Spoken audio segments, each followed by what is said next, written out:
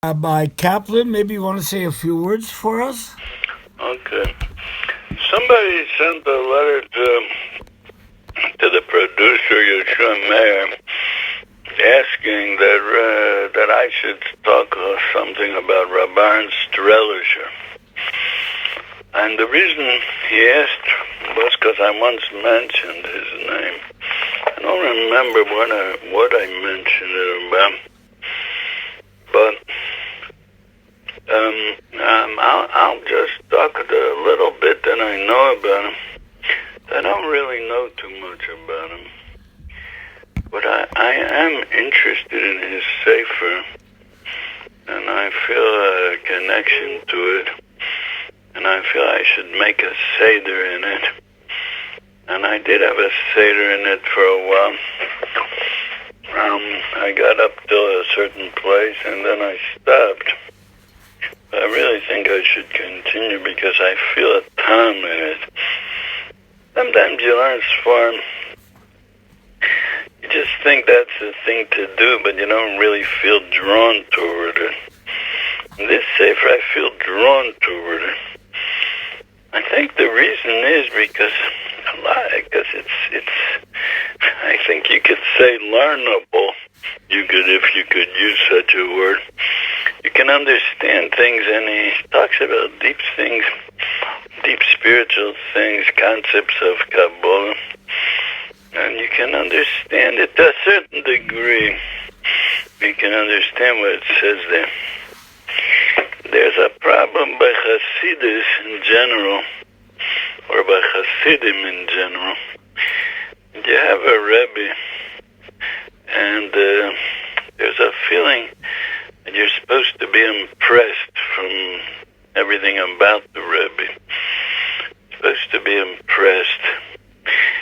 And since he's my Rebbe, and since he's the greatest, and since he's the smartest and the greatest and the most spiritual person, how could I not be impressed with everything he does? And you see many times that it's just put on. It's a show, but you don't really understand what's impressive about him. Once somebody that he said about Tshuva, they said to me about the Sabrina Rebbe, the last one, the one that was nifter a few years ago, says, "Oh, this Rebbe is just amazing." I didn't want to turn him off, but I felt like saying, well, what's amazing about him? What do you see that makes it? Because you feel like you live here and you dive in his shtibel and you feel good about him being your Rebbe. So the shtibel, Rabbi Kaplan, his bomb shelter.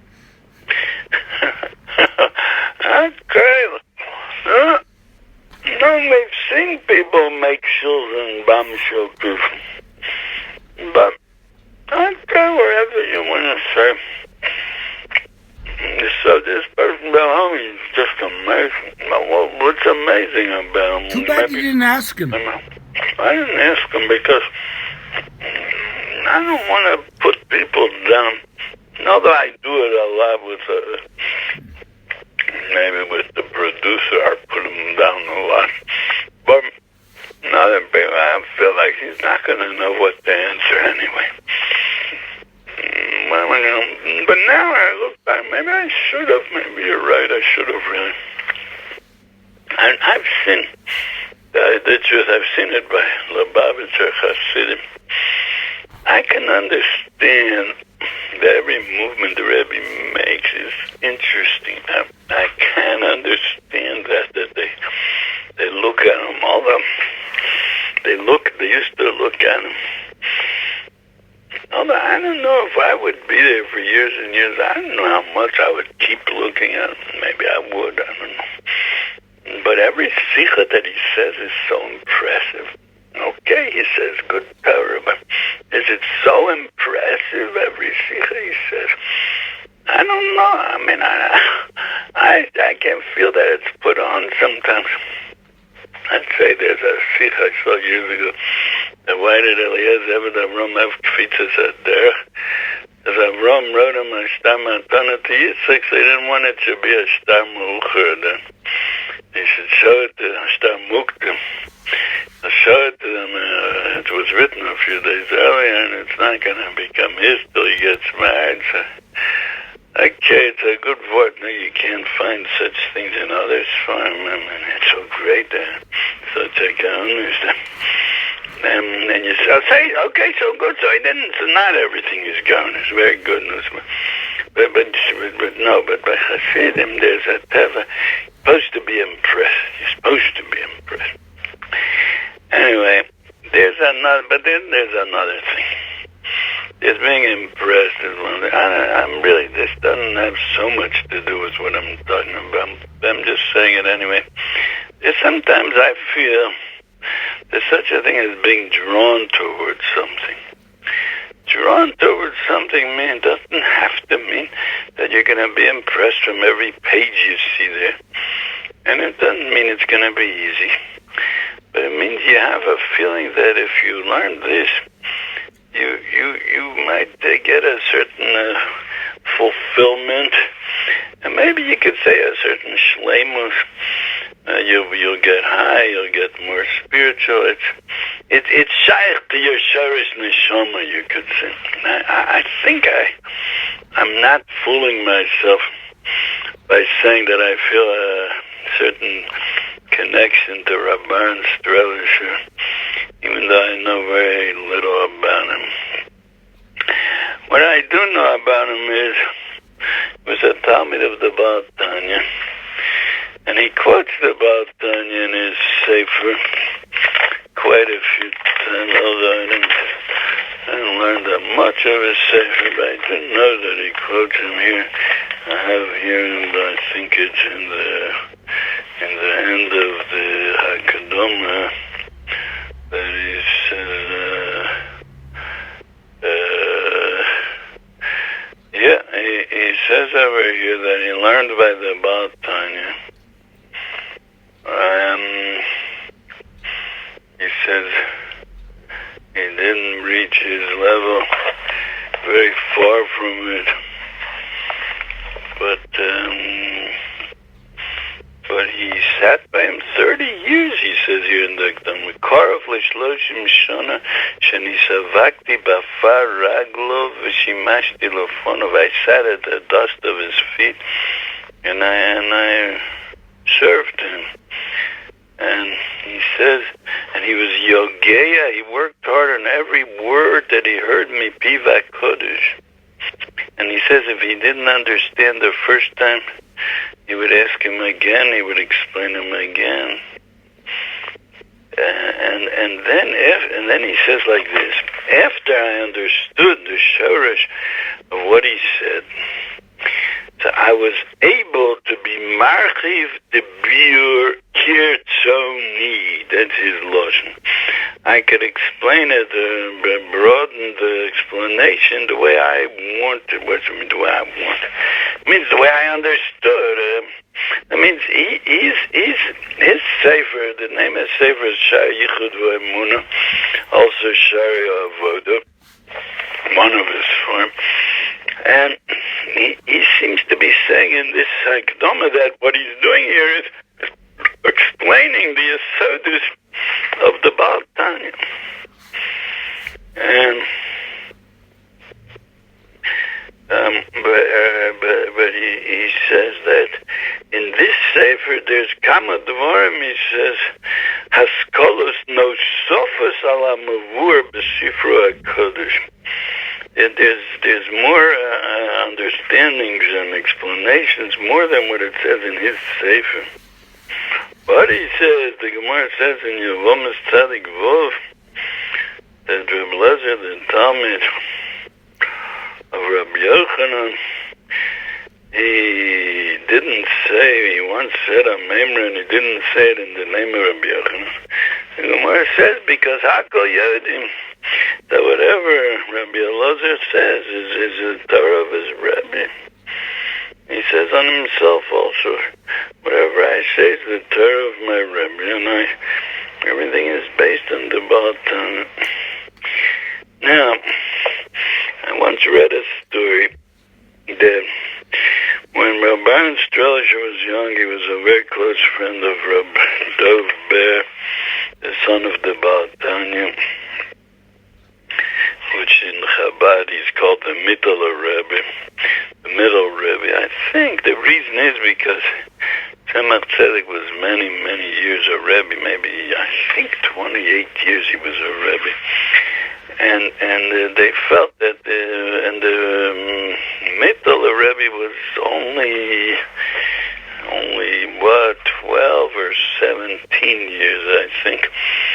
So they still remembered him for many years, so they called him like the middle, in between the Baal Tanya and the Tzemach Tzedek. When the Baal Tanya was nostalgic from this world, so Rabbi Strelisher left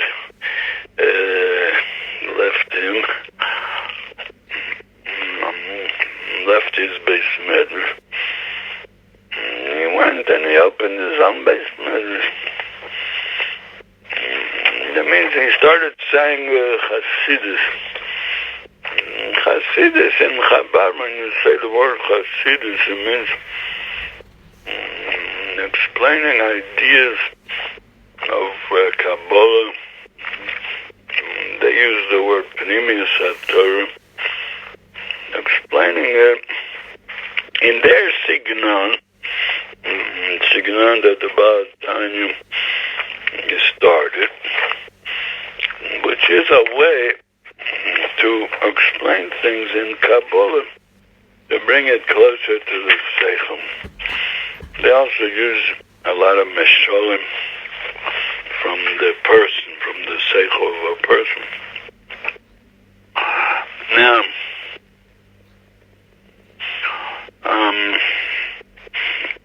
when they were young, the Rabban Strelisher and the Baal Tanya's son, they were very close friends. And one of the big Hasidim said to the Baal Tanya, on them, it's train rain the lo misparshin. These two are friends that'll never separate.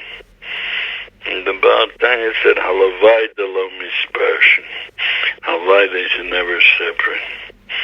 And actually, that's what happened, that after Tanya died, they did separate. They were Hasidim that went after Rabban Strelisher. Rabbi Kaplan, at one point I just read before we went on the air that the brother of the Baal Tanya didn't like the way he was saying Torah, Rav Aharon. Oh. And the Baal Tanya threw him out for 5 years. Oh. That's very And then he came back. Rav Aharon came back. Yeah, I wonder what bothered him. It said, according to Wikipedia in Hebrew, it bothered him that he was darshaning about by the way, the Tanya was written, he encouraged him to write the Tanya. Apparently it was Rav Aharon that encouraged the Baal Tanya to write the Tanya, according to Wikipedia. And what was bothering him is that he was expounding it. He was darshaning about the Torah of the Baal Tanya. And Rav Yehuda, I believe his name was, the brother of the Baal Tanya, didn't like it, and the Baal Tanya threw him out for 5 years. Oh, no. And the truth is that he himself says that he does that. He himself, Rav Aharon, says, I'm doing that. I'm expounding what he said. He says his lashon is Ayisi Yachol Laharchiv V'Habir Kirtzoni. What's this word Kirtzoni? The way I want. Obviously, it doesn't mean the way you want. It's the way he understands. Now, I don't see what's wrong with that because, well, I mean, isn't that what it is supposed to do? He's supposed to bring base on his Rebbe and then go further.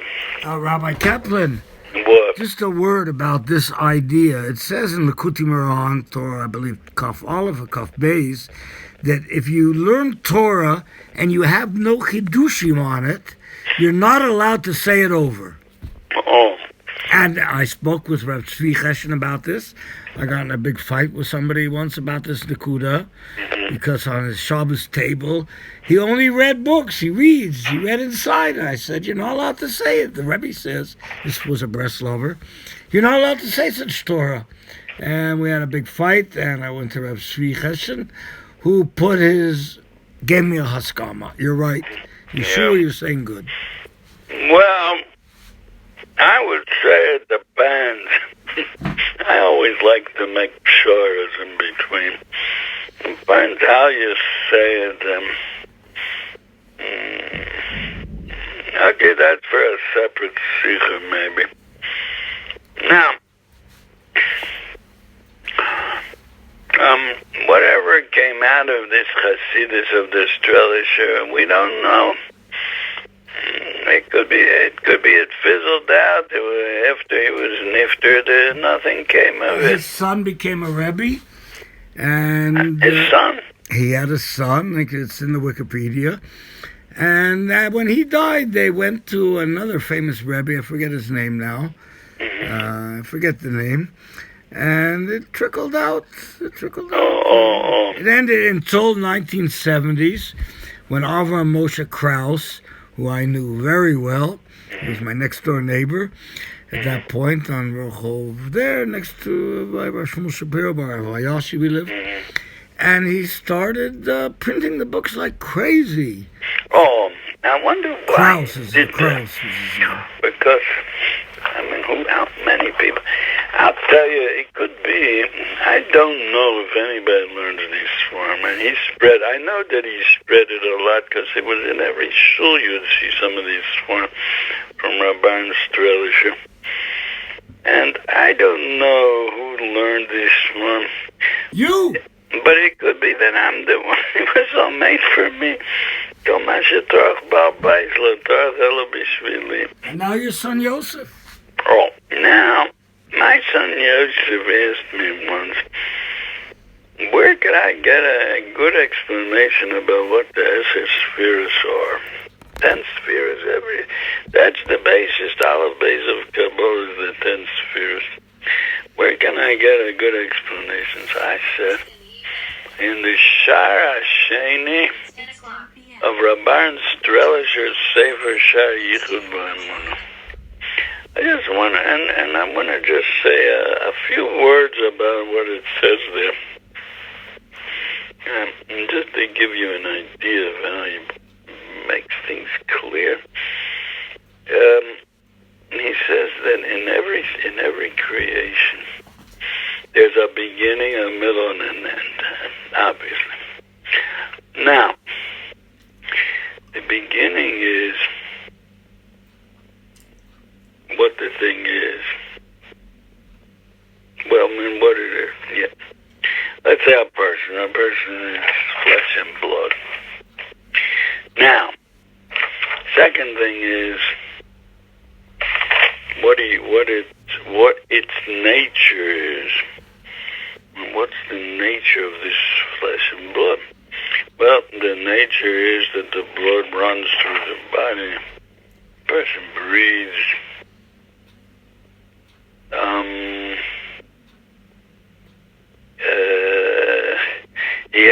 He has feelings, love and hatred. He has. That's the teva of the thing. Maybe you could call it the life of the thing. What kind of life does it have? There's the thing itself, the life of the thing, and there's the haskalah of it, the understanding. That means to explain what makes all this move, all this happen. What makes this thing live? Like the understanding that's behind this whole thing. But you could actually say this on everything in the world. You don't have to say a dafka a person. You could say a fruit. He says a fruit. So you could say, what is the fruit? Apple, let's say. Apple, it's round. It's hard. To a certain extent, it's hard. What's its nature? Its nature is that it has a taste, sweetness, or sometimes a little bit sour, or a mixture of sour and sweet together. Sometimes it has. That's the teva of it. It's like, you could also say like pnimius and chitzonius, what looks like the outside and the inside of it. Then you could say haskola, seichel. What's a seichel? Like the seichel is like, what's the purpose of this apple? What does it do? What does it do to a person? When you eat it, I would say it cleanses the body. It has a certain type of cleansing. A certain good feeling you get from eating apple that you don't get from eating junk food. I can be made on that. And these are the three things. Now, these are the three parts of the 10 spheres. The first three are Chachma, Bina, Das. That's starting like what we just said at the end, is that's the seichel of the thing. The seichel of the apple, like what's its purpose. And there is Chesed Gvura Tiferes, Netzach, Chesed Gvura Tiferes, I think it is. That's the middle, which that is the thing itself. Netzach Hod Yesod is how it, what it does, like what you feel when you eat it, what you feel from it. So that's the three parts. Now this is Perek Aleph and Perek Beis of the second Shav Yichud V'Emunah. Now these are three things.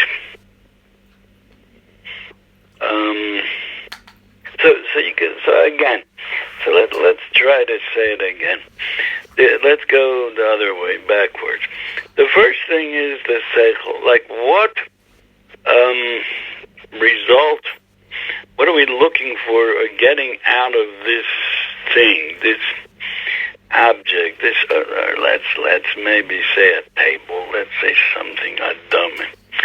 We are looking for some place to put our things on. Let's say you don't have a table. Where are you going to put your food? Where are you going to put your plate? Where are you going to put your books? Well, what are you going to lean on? So we're looking to have a place to put things, because things should lie in front of us. That says nothing about the table itself. That says what result, what purpose we're looking for. Then you have the table. It's hard wood, legs, and then you have what happened. What's the nature of this? Is that it stands up, and it's very delicate chilukim, but that's what it is. Then there's another interesting thing. There's a fourth thing. What it looks like. Now everybody knows what a table looks like. You see a table, you see all these things. You see all these 9 things when you just see the picture of the table. You know what its purpose is, you know what it is and what it's made of. And you know how it does the job, how it does it. You know all this just from seeing this picture of a table. That's the general Indian, which is maybe Kesser, it is, I think. Kesser is the top of everything. Good, then he goes on and on, that now these are 3 parts, but each one has 3 spheres in it. Chacham Bina Das is one, the Chesed Gvura Tiferes is the second, Netzach Hod Yesod is the third. So and there's right, left, in the middle. And there's Lamasho, like you have the feeling that you get from eating the apple. So one thing is you eat it. That's what you do with it. That's the third part, which is what you do with it, what benefit you get from it, Netzach. And then there's Hod on the other hand, which is the Koach of Gevura, which is what? Or or let's say better, chesed and gevura, let's say. Chesed is to spread out, to eat a lot of apples. But gevura, you'll get sick if you eat too many apples. The gevura, to stop. A very simple Balabatish explanation. But this goes on and on and on, chapters after chapters in this. You get a good, I think you get a good understanding of the basis of Kabbalah from this. And then he goes into what are the four olamos, all in this derech, tzilas bria tzir asiyah. Then he goes on the four yesodas, eish ruach mayim, all four, what are they? All based on this derech of explaining. I was very, very impressed, and I think you get a certain understanding from all this. And I don't know of others for him. Of course, yeah. Of course, I can't really say. I don't know that much to be able to say, but this is something that it's worth learning. I would suggest whoever wants to have a little bit of an entrance into Pnimius HaTorah should learn the second shar of the Shar Yichud V'Emunah in the Sefer of Rabban Messtrelisher.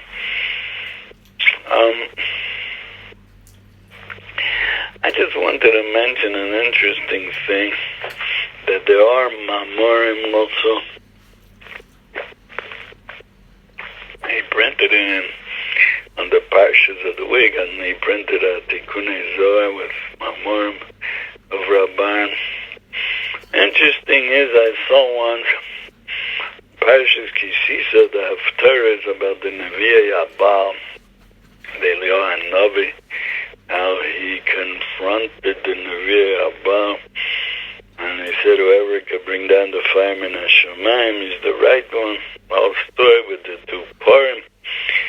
Rabban Messtrelisher has a memory that starts L'hovin Inyan Nevi'ah Yabal. Like what were they? What were they doing? I never saw such a thing in any sefer that I should try to start on such understanding. These were, we understand these are a bunch of lowlifes that are just looking to make money, and they call themselves Nevi'im. But it's not like that. You see, these people, they were able to talk to Eliyahu HaNavi and deal with him and have debates with him. So they weren't just lowlifes. And so yes, I'm that loving Inyan Nevi'ah Baal, and I understood that the Baal was the sun god. It was worshipping of the sun. Maybe the word Baal means because the sun runs the world. The whole world is on. First of all, be past this because you do things when the sun is out in the daytime. Second of all, astrology, the sun sign of a person, the place where the sun was, that's the main part of his personality. That's the sun. So they worship the sun. But he has another interesting thing I wanted to say. So I'm a curious person, so when I get a sefer and just read the first page in a little bit, I turn pages and glance. So you have to be able to glance. I mean, just to get an idea of what's going on here. And that gives more cheshik to learn this sefer. And every sefer like that, person that learns enough can have this koach of glancing and getting an idea of what's going on. That gives cheshik to learn the sefer. So when I was glancing, I saw he brings the famous medrash that says that David HaMelech said, I'll run after my enemies. Yehoshaphat, he said, we'll go out to war and we'll be mispalo. Also said, I can't, I'll just stay home and be mispalo. Chizkiah said, I can't do anything, I just have to lie in bed and you make me, you win. win the war for me. He says, what's a pshat? What does that mean? He says, David HaMelech, his emunah was so strong, so clear that Hashem is doing everything. But he could say, I'll run after my enemies, I'll do war mamish, and I'll still won't be one little bit less of emunah in that it's all Hashem. It won't affect me in any way. Later generations, Yoshofet, he says, I can go out to war, but I need tefillah also. Then also said, I just feel I can't even. Chizkiah said, if I'll do anything, I'll start thinking I did it. Even if I'll make tefillahs, I'm going to start thinking my tefillahs won't do. I can't do anything. You have to do everything. He was worried about his emunah shouldn't become nifgam. So Dafka, he didn't do anything because of that. It's just how the generations went down. That I saw once when I was turning pages in Rabbi Aaron's Trellishem. Because more than that, I don't know so much that I could say too much. But I think that it's very important that a person should do what he's drawn in. Even in Yiddishkeit, I know the Mlamed Alamasha Libo Chofetz, person is drawn towards something. He should learn what he's drawn towards. I mean, of course, within certain limits. And it's wrong to say that since we're Chabad, let's say, so we only have our Rebbe's and we can't look at anything else. That's not right.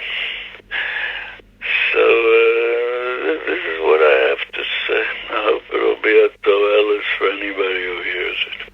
Okay, very good. By the way, you mentioned Chabad. I saw also in this article there's a lot of Kisvei Yad from Rav Aharon that's locked up in Chabad. They have it. They're not printing it for whatever reason. Oh, yeah. Yeah. Oh, wow. Good. The truth is, even what we have, hardly anybody looks. Okay, good. Okay, thank you very much, Rabbi Kaplan. How long? 1 second here. Let me turn this off here.